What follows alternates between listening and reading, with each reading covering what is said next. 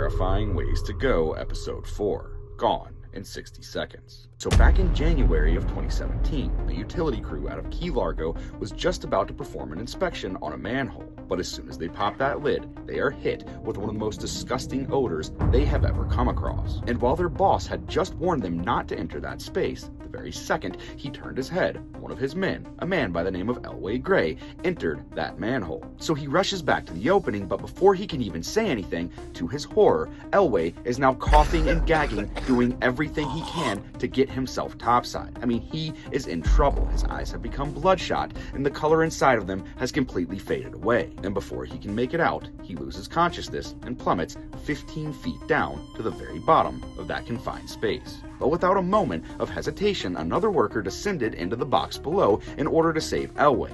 He too goes down. So now, just 30 seconds after warning his crew about entering that manhole, their supervisor makes a desperate attempt to rescue his men, but it was of no use. Within just a few seconds, he too passes out. Now luckily, two guys up top were able to grab his shirt and pull him to safety, but that's not even where this ends, because two more people would enter that space, one of which immediately noped out in order to save his own life. He then spent the next few minutes pacing around in circles trying to figure out where he even was. As for the other, he never returned. It was at that point emergency services were notified, and within just a few minutes, the Key Largo Fire Department was on scene and making an attempt to rescue those men. Now, a firefighter who had previously worn an air pack had to take it off in order to gain entry, as the manhole was simply too small for him to fit inside with all of his gear. He too goes down. And while he was attached to a vertical retrieval system, meaning they were able to pull him to safety, he would remain in a coma for the next 30 days. And unfortunately, by the time they were able to reach those men,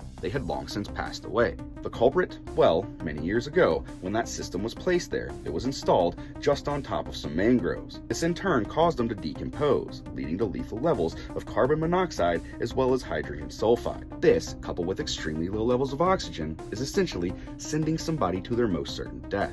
D.N. Higgins, the company at fault, was made to pay out fines totaling roughly $120,000 in accordance with 3 wrongful death lawsuits to the families of those 3 men.